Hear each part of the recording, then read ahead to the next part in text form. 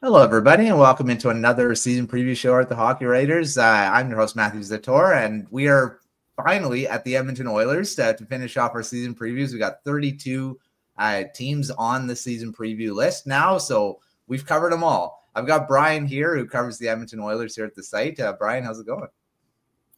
Good, Matthew. How are you?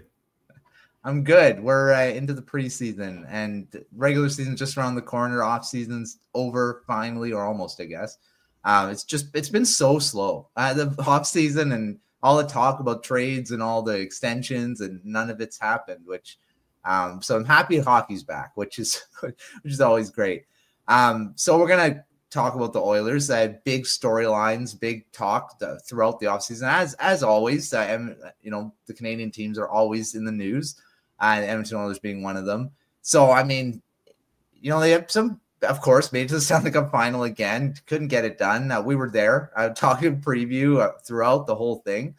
They made some changes to their forward group. They made some changes. No changes on defense and goaltending. It's just the forwards that had some major additions and also guys that didn't re-sign. So we'll start there. But before we get to the new additions, we got to touch on Connor McDavid because he did. I mean, it was a big storyline throughout the offseason. Once July 1st hit, everyone was thinking, yeah, he'll sign an extension. That hasn't happened yet, and there's so much news about it. What do you think about this whole thing with McDavid not signing yet? Yeah, it's kind of the snowball going downhill. It's been interesting to see how this kind of has unfolded for, I'll say, the last year. Like the attention really shifted to McDavid's contract once Leon Draisaitl signed his extension, and that was right around Labor Day last September. So I think everyone from that point on has just been thinking, oh, okay, it's going to get done. It's just a matter of time. It's just a matter of time. And, and then we got to the off season, and July turned to August, and August turned to September, and it just hasn't happened. And it's, I'd be curious what the perception of everybody else outside of the Edmonton bubble around the hockey world has been about whether McDavid is going to sign, because I would say that as of 12 months ago, the confidence level in Edmonton was 100%. Yeah. And it's kind of been funny to watch it just like day by day. It might lose like 0.1% every day. And then he did that interview on Sportsnet last week. And now it's like full scale panic mode. Yeah. So, it's people here are legitimately worried, and as long as that is the case, this story isn't going anywhere. And I assume that every town he goes into this year, it's going to be the number one story about the Oilers, right? So I think he's handled it admirably. He's taken questions about it. I think he's been pretty forthright in his thoughts and honest. I give him a lot of credit. I think he's done everything he can to try and tamper this down. But that's just not possible. Yeah. That's just not, and it's going to hang over this team all season long, and it's going to be fascinating to see how they deal with that challenge. Yeah, I mean, he said doesn't want to be a distraction, but it will be. I mean, it is, and it's it's happening in Vancouver. Obviously, Quinn Hughes can't re-sign yet, but it's already a storyline, and he says he doesn't want it to be a distraction. Unfortunately, as long as the media keeps asking about it, it will be, and they will keep asking about it, especially with McDavid, because if it gets closer and closer to that July 1st thing where he becomes a free agent, yikes. I mean, that's it's definitely going to be a big thing. Well, and to me, I think the trade deadline is going to be the really fascinating time, because if he's not signed by then, obviously, okay, now what do the Oilers do? And it's especially so, I think anytime you think that you have a player like him on your roster, if you just get into the playoffs, you have a chance. So I can't, that's a whole other subject for another time, what they would do. But I think, that's the trade deadline is going to be the really, really big touchy moment. And that's going to come only shortly after the Olympics too. Yeah. So, and he's going to be, he is the face of the NHL, and this is the NHL's big return to the Olympics in 12 years, right? And that's the story that's going to be around them. So it's going worldwide. As much as everyone hates McDavid's at the news every time someone talks about it, it's always in the news and rumors. And I was like, people getting annoyed with it. Well, it's the story. That's what it is, and it'll keep coming up. Yeah. But we'll continue. We'll start talking about the Oilers as a team now. And I mean, they did add a few forwards to the group, and some interesting ones. So some young guys actually too. So Ike Howard, or Isaac Howard, I guess he likes being called Ike right now. So that seems to be what we're going with here. Yeah. Yeah. So Ike Howard, Andrew Mangiapane, and David Thomas II, Curtis Lazar. What do you? I mean, you could talk about each of them, or just the big ones would be Howard and Mangiapane, who are the two guys that. And Howard's looked really good in the preseason. It seems like the last game he scored. So, what do you think about these guys? Yeah, I'll start with Howard actually.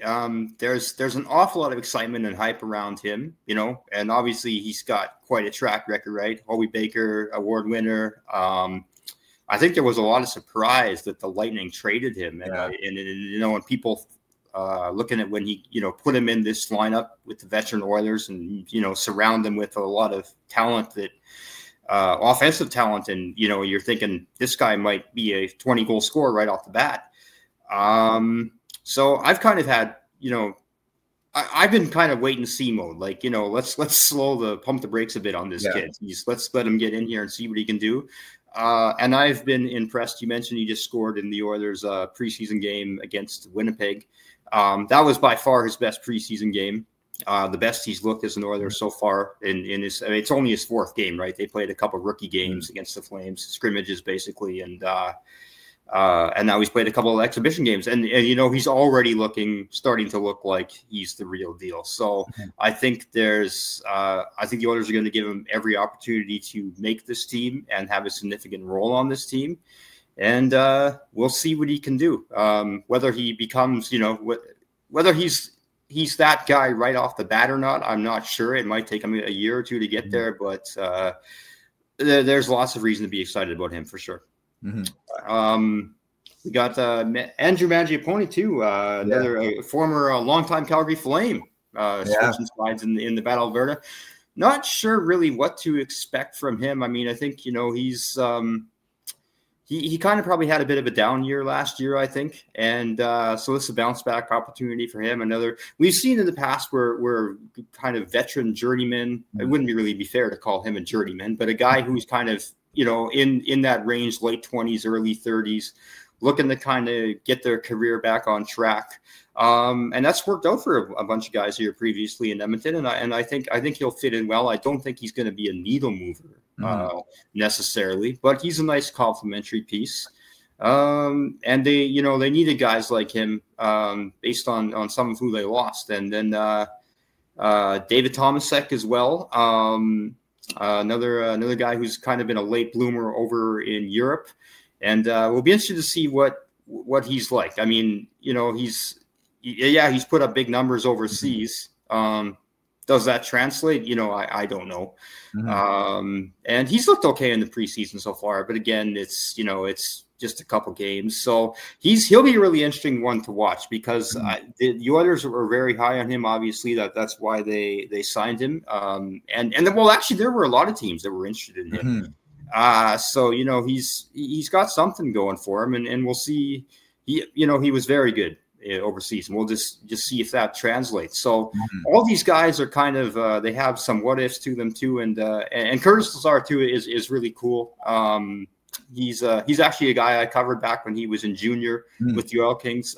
Just an awesome dude, one of the best dudes in the game. He's kind of he's never really met, I guess, his full, or no, I wouldn't say his full potential, but what was expected of him when he was drafted. He was a big scorer in junior. I think people thought that might carry over into the NHL. He's not become that. He's kind of been, turned into a fourth liner, borderline press box guy.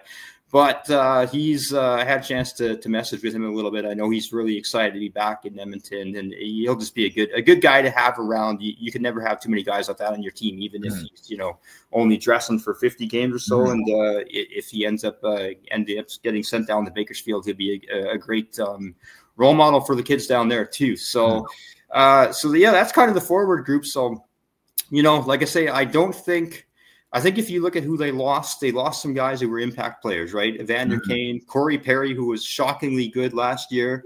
I don't know where they are without him or where they would have gone without him. Connor Brown, who ended up playing a really important key role, even though he didn't score a ton. So, you know, they got to fill those roles, and I'm not sure if any of these guys, but we'll see. You know, like again, Mike Howard could come out and be a 20-goal scorer this year. Andrew Mangiapane could rediscover his form, and we'll see. But question marks for sure. I think. Yeah, I mean, I like Lazar. He was briefly a Canuck here too. He's doing the Canadian tour. Like, how many? Ottawa, Calgary, Vancouver. Who's he missing so far? He hasn't been to Montreal, Toronto yet. Yeah, guess, right? Montreal and Toronto he hasn't been. But he's been everywhere else. Yeah. So but I'm sure if he's a guy. He's tough not to like, I think. Yeah, I was actually a little disappointed that they traded him when they traded him to New Jersey there for. And he didn't have a full season with the Canucks either. And he even signed a multi-year deal in free agency. I think it was 2 years. So, I mean, I thought he was going to be here a little longer, but, you know, it just didn't work out. I think he had some injury problems too in that season. So, yeah, hopefully he can maybe find another niche role in Edmonton on the third and fourth line, which, I mean, there's some room there. So we'll see. We'll see how all four of these guys do. Because they all could have roles within this lineup at some point here. All right, well, the rest of the forwards, I mean, all the main guys are back. We got Connor McDavid, you got Leon Draisaitl. Vasily Podkolzin just signed an extension. Unfortunately, he's taken a leave of absence, unfortunately to a family emergency. So, I mean, what do you think about this forward group? Any other storylines you're kind of watching going into the season? Zach Hyman's a guy to watch. He is, I think the last I've heard is they're probably thinking he'll be back at the start of November. He's still recovering from off-season wrist surgery, so which knocked him out of the Stanley Cup final, and you know how dearly they missed him in the Stanley Cup final. So that's a story to watch because I wouldn't say he had a poor season last year. I mean, he still scored, I want to say around 25 goals, but he got off to a slow start coming off that 50-plus goal campaign the previous year, and I think people were expecting kind of a repeat of that, and he didn't have that, and I think people are kind of looking to see, okay, can you get back into that 30, closer to 40-goal range this year, because the Oilers are probably going to need it. But obviously he's going to be missing the first several games of the season, so he probably won't be able to do that, but at least lift, kind of score at a rate closer to what he did the previous few years than he did last season. That's a big piece. He's kind of in the conversation for the Canadian Olympic team as well. Like a lot of people had him McDavid's kind of his meal ticket, right? Like, for a tournament like the Olympics, you want somebody that the players are familiar with. And I think a lot of people had Hyman slotted on Canada's top line for the Four Nations right next to McDavid. Mm-hmm. And he had such a poor start that he basically played himself off of that. And so we'll see if he can play himself back on to the conversation with Team Canada this year. Like I say, he's not going to have a lot of time to do it, but I know he's talked about it a lot. He's very motivated. So he's, I think after how everything went down last year, then with the injury knocking him out of the Stanley Cup final, there's an awful lot of drive there. So that's a story to watch is what can Zach Hyman do? How can he bounce back? And that'll play a big role in where the Oilers go, I think. Beyond that, something else to watch might be another young guy, Matthew Savoy. Expected to take a big jump this year, move up. He played just a couple games last year, but they're slotting him in as basically a full-time roster guy this year. We'll see what he can do, and he's going to help. In addition to the guys we were previously talking about, he's going to help kind of fill the void of the part of guys too. So those are two guys really to watch for. And then, like you say, there's I think we know what we'll get out of McDavid. We know what we'll get out of Draisaitl. Ryan Nugent-Hopkins is as steady as they come. Yeah. The rest of the cast of characters is back to Adam Henrique. This guy is kind of getting up there too in age, so I think he's kind of losing the step, and I think there's some young guys that are pushing in the lineup or young guys within the organization, that are pushing for his spot in the lineup. Yeah, it's going to be interesting to see some of this. I mean, Henrique is getting up there in age. I didn't realize he was close. He's over 35 now, right? So, he's the oldest guy on the team. He'll be 36 this season. So, and I mean, so when you're the oldest guy on a team that's already an old team, then you know you're old, right? Yeah. Yeah. Now that Perry's gone, he's now the elder statesman. So well, Perry's the oldest guy. I think is he the oldest guy in the NHL now? I think I'm pretty sure tied with Burns, because Burns is 42, right? So okay, yeah. So you could drop Perry in just about any locker room and any professional hockey team anywhere on the continent and overseas, and he'd be the oldest guy. But hey, he plays like he did last year. Then unfortunately, he's going to be out for 6 to 8 weeks to start the season, but. I do actually. You mentioned Pod Colson too. I should bring him up. Yeah. There's a lot of. I know you were a big fan of him from his time in Vancouver, and you saw when I remember we talked about last year. You were really disappointed to trade him. I think you saw a lot of potential in him that apparently the Canucks didn't see. Yeah. He's become such an important player to this team, and it's interesting too because he's not a big offensive producer, and I don't know if that's maybe what some people thought his niche was going to be in the NHL when he first got drafted, and maybe that's what the Canucks were looking for out of him. I don't know, but like his all around game, he's just a tremendous player, and I think he's like Leon Draisaitl's favorite line mate of all time. So. He's basically attached at the hip with Draisaitl, but they've got tremendous chemistry, and he's just been a really effective component on that on Draisaitl's wing. And I'm excited to see what he does this year in his second year in Edmonton as he continues to grow and evolve, because he still seems like he's been around forever, but he's still very young. Yeah, he is. Thoughts go out to him because his father passed away. That's why he's taking the leave of absence. So yeah, it's unfortunate. He's really, really close with his dad. So, thoughts go out to him. But yeah, I think he's going to be. I don't, like I said in the beginning last year when he was traded, that I think people were just kind of thinking he was going to be like 25, 30 goal scorer. Yeah. I don't know if he's ever going to be that. I think he's going to be 15. Maybe his career high could be 20, 25 at one point, but I think he's just a very good complementary utility guy because he's very physical. I mean, I actually didn't think he was that physical, but he led apart from Hyman in the playoffs, but he was up there in hits. So yeah, utility is a great word to describe him actually. And that's exactly what he is. And if you're not expecting, and I think that's maybe why he's been able to be so successful here, is because he was never. I don't think he was put in a role where he was expected to score like that, and he could just kind of grow into his own skin. And I think he's benefited from the fact that he has had that consistent role playing on the second line. He hasn't moved up and down the lineup, and he just really seems to have found himself over the his first season in Edmonton. So like I said, I'm excited to see what he becomes this season and the years moving forward, because as you mentioned there, he signed the multi-year extension. Yeah. So there you go. All right.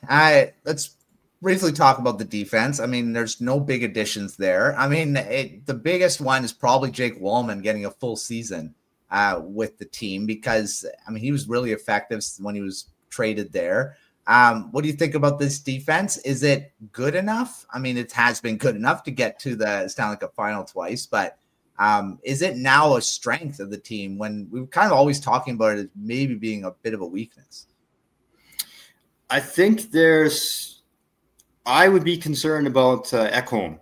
He's been so good for the Oilers since they traded for him back in, I guess it'd be the 2023 trade deadline. Yeah, because he's been here 2.5 seasons now. And he's been amazing as a partner for Evan Bouchard. You can tell whenever Evan Bouchard doesn't play with him, you can see the difference. But Ekholm, he got hurt towards the end of last season, missed a lot of time, didn't even come back until I want to say the third round of the playoffs, and just wasn't himself. And you know what? Maybe he jumps right back and he's the same guy as he was before, but he's also getting up there in age too. He's mid-30s, I believe. I think he might actually be the second oldest guy on the team behind Henrique. So, father time undefeated, right? He's eventually gonna drop off. But we have seen a lot of defensemen who can remain effective into the later part of their 30s. And to me, that's the biggest question mark: is he gonna be able to return to the player that he was the last couple seasons, come back from, the challenges he went through last year and kind of continue to outrun Father Time for at least another season or two. That's going to be key. Ty Emerson is exciting to me. Yeah. Ty Emerson, I think, is starting to really, towards the latter part of last season, showed some progress. He's starting to show a little bit more of an offensive bent. So he's somewhat exciting to look for. But, other than that, the defense is pretty much the same. I think, Darnell Nurse, people complain about his contract here all the time, and that is what it is. But I think you're going to get another solid Darnell Nurse season out of him this year. So I think, you get at him. Evan Bouchard's got his new contract. I think he'll continue to be who he is. Yeah. But again, like I say, a lot of that will depend on Ekholm too, because Ekholm's kind of been like the Bouchard whisperer. Yeah. Has really helped him unlock all his potential and has been, like I say, the perfect partner for him to play with, because he can kind of cover up for Bouchard's defensive deficiencies. Yeah. And just allow him to be obviously one of the best, probably one of the top 3 or 4 offensive defensemen in the NHL. But you can probably tell there's a lot of, I have a lot of uncertainty about this. I honestly can't answer that question if they are good enough. I don't know. And I would throw it even back to you too, just like to get an outside perspective. Was this defense actually good enough in the playoffs last year? I mean, yes, they did get to the Stanley Cup final with this core, but I don't know if you could sit back and look at, when you were kind of doing the postmortem on the Stanley Cup and why they lost. I think that was a weak spot for them in the final, to be honest. Yeah, I tend to agree. I mean, of course, we'll talk about the next thing. So it's always been. But yeah, I still think I've been of this belief for a long time that the Oilers need to still. I think they're still a defenseman away from being, but I don't know what that defenseman is. I think it's Ekholm, but a younger Ekholm, I guess. But I mean, it is. I mean, Jake Wallman's an intriguing one. He seemed to really fit in. But he could be just here for this year because I think he's a free agent coming up again, right? So yeah. There's been some talk too that he isn't going to sign. I don't know if there's anything to this, but that he isn't going to sign until McDavid signs. So we'll see. There's a lot of that out there. Yeah, exactly. All right. Well, the other big thing that's been always the talk is not just McDavid, but the goaltending. Stuart Skinner, Calvin Pickard. Same tandem, no changes there, even though everyone's talking that they want changes. It doesn't look like that's coming. And Skinner is apparently, kind of taking it really seriously in the offseason, trying to be a better goaltender.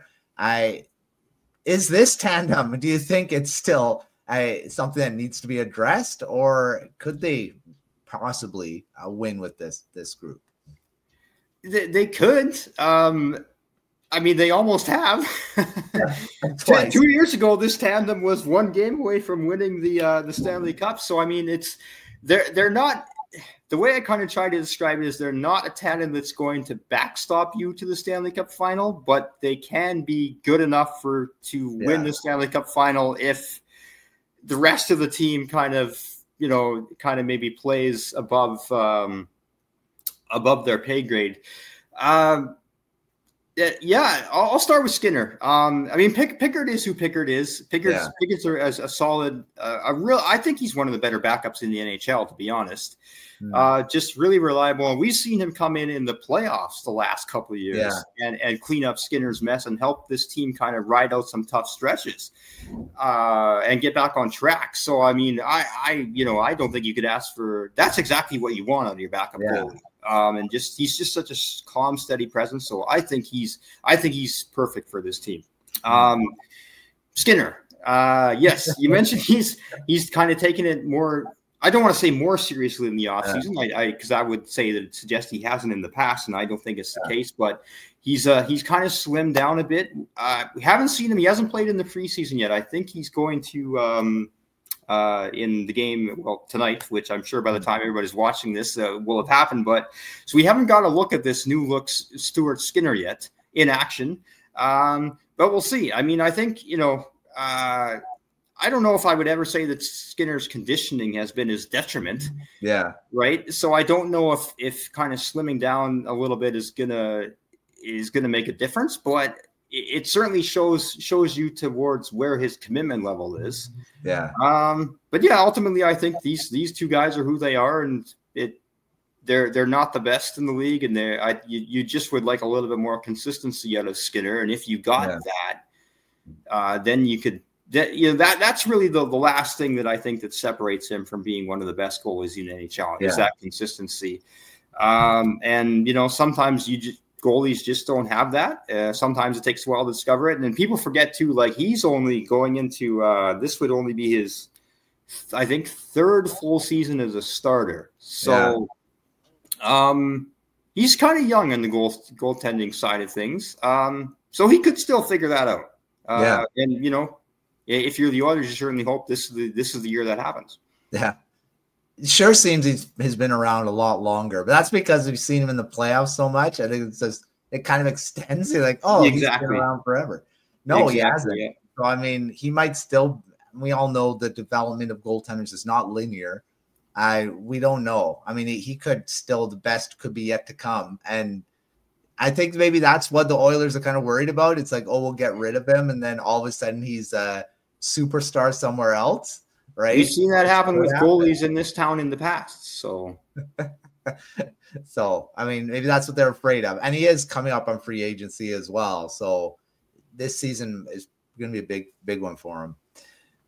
All right, let's get to our quick fire round. And these are all quick questions, 1 or 2 sentence answers.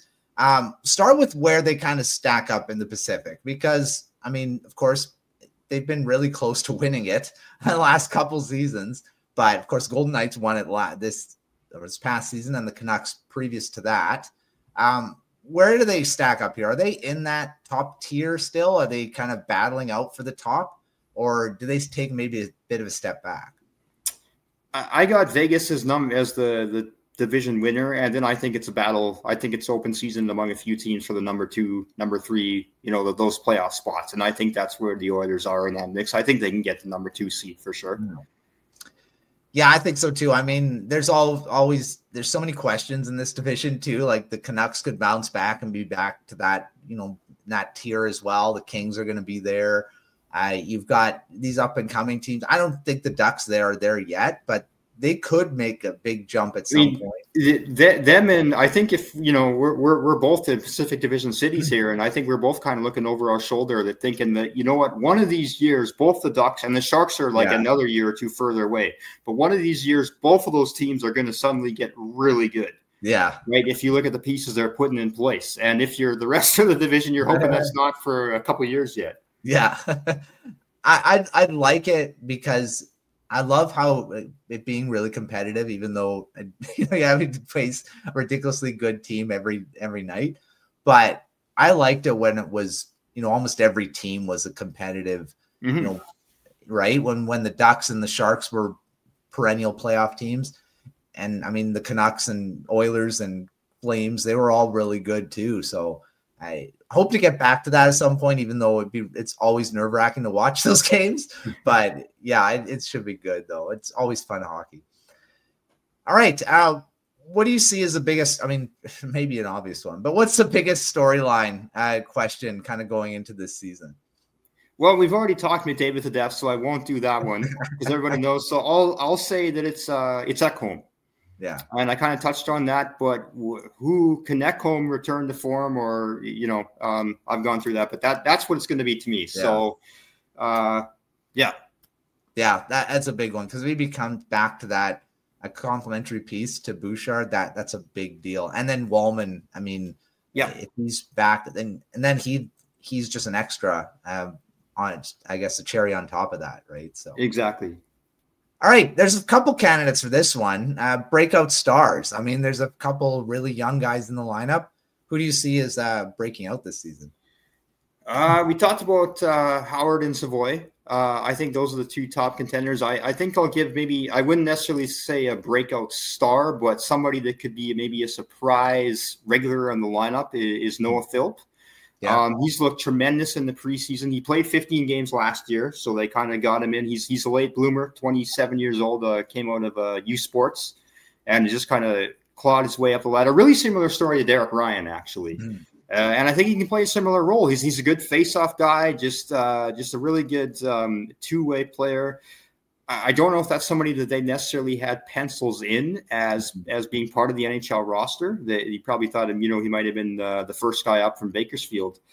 And no, I think, so I wouldn't call him a star, but a surprise contributor for sure. Mm-hmm. Yeah, and Derek Ryan, of course, retired in the offseason too. So that's a guy who wasn't as big of a role this past season as in the past, but big locker room role though. Big thing. Yeah, for sure. All right, who do you see needs to bounce back? A player that needs to do it the most this season? Ekholm, Hyman. I kind of talked about both of those guys. Those would be the ones I think. Matthias Janmark, I don't even know if I'd say he bounced back. They just seem to be better, but it's been that way for like 2 seasons now, and I don't know if that's going to happen.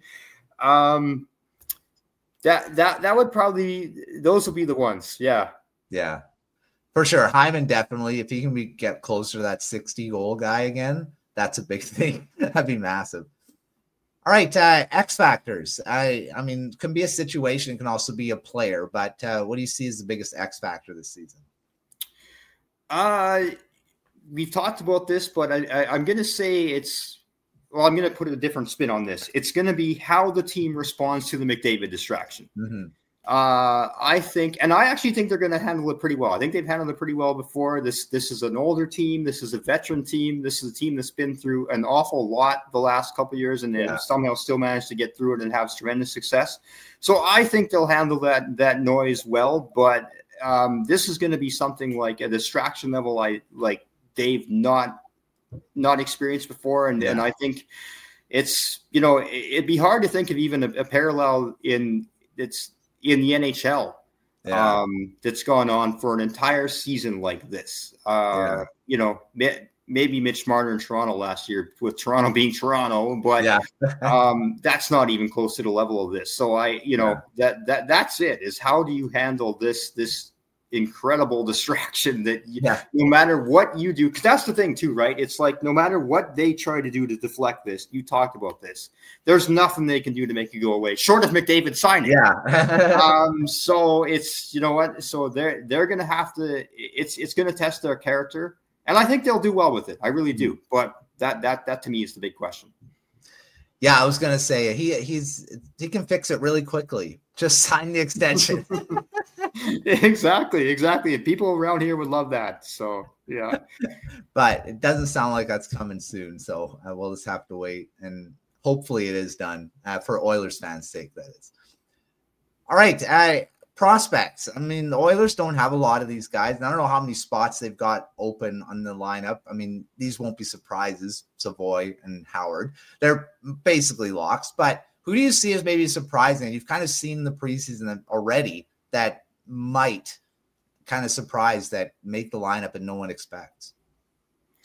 Philp, who I talked about, I would say Vilemi Malhala. I'm still figuring out how to pronounce his name. A kid they signed that was actually a Buffalo Sabres draft pick a few years ago, never signed with them, and the Oilers hopped on him right away when his rights became available this offseason.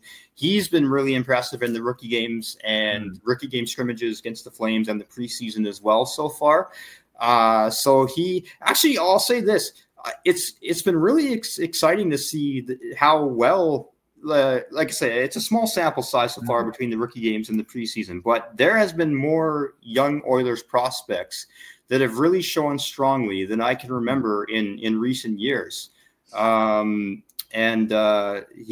be the surprise one, though. He's the kind of one that's coming out of nowhere. He's not going to start the season on the Oilers, but he could certainly play his way up there. He's going to start in Bakersfield for sure, but we could see him on the roster later on the season. So I guess I'd kind of, I would say him and Noah Philp would be my 2 picks for that. All right. Other prospects you mentioned, I mean, rookie games, some guys that have really impressed. Who should everyone be watching this season around their pipeline? I would say Bo Akey was their top defenseman picked in the draft in 2023, and he had a serious injury that year back in junior in the OHL, and it's just kind of only like he missed basically an entire year of action almost. Came back last year, got the chance to go play World Juniors, and he's really just kind of been getting back to the level he was at before. Like it was a devastating injury.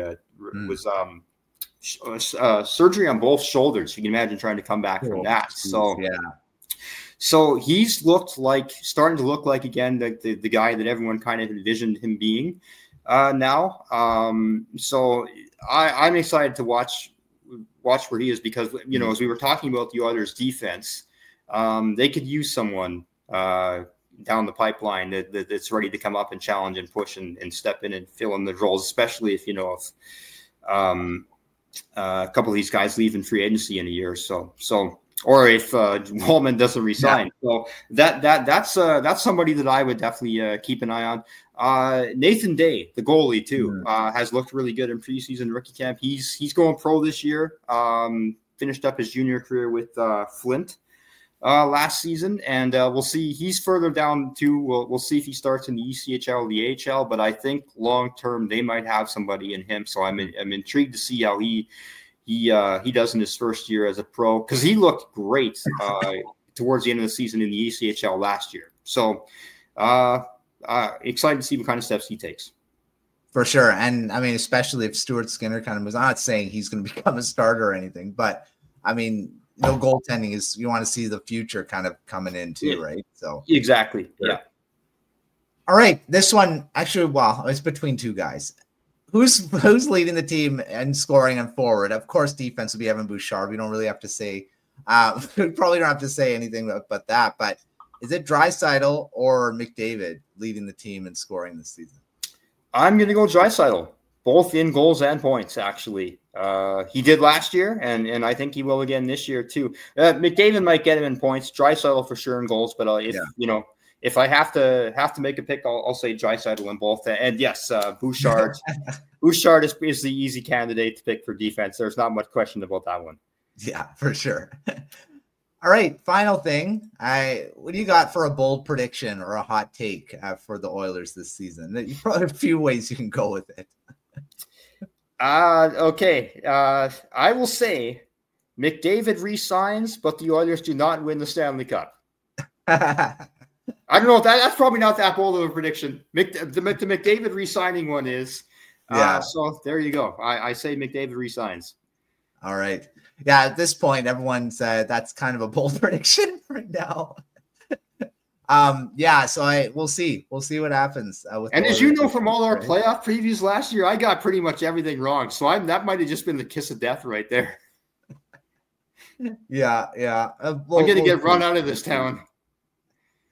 We'll see what happens. The Oilers are going to be a good team. I mean, they're, any team that has McDavid or just Draisaitl. I mean, any one of them. I mean, the thing is what everyone's saying about McDavid leaves, the Oilers are screwed. I really don't think they are. I mean, they still have Draisaitl. That's someone that every team would want. Usually teams only have one of these guys, not two. Although it's still a big deal if McDavid does leave. But yeah, they still have both of them this season. We'll see how it all plays out. But yeah, the Oilers will be a good team. They're going to be exciting to watch, as always. But thanks, Brian, for coming on, talking the Oilers, as always, because you're always on here talking the team. But check out everything at thehockeyriders.com. We've got previews, like I said, for all 32 teams now. You can take a look at all of them. Some of them may be a little out of date now because some things have changed with some teams. But you can take a look at them. Most of them are still pretty good. So make sure checking all that out. We got season preview content, lots of written content out there. We already got preseason going on, so we got recaps, takeaways, all that fun stuff. And of course, throughout the season, keep checking out everything in the Oilers writers kept going, because we got so much content going out every day. So check it all out, and as well as our Substack newsletters, which you can keep up to date with everything as well. But until next year, when we do our previews again, we will see you next time.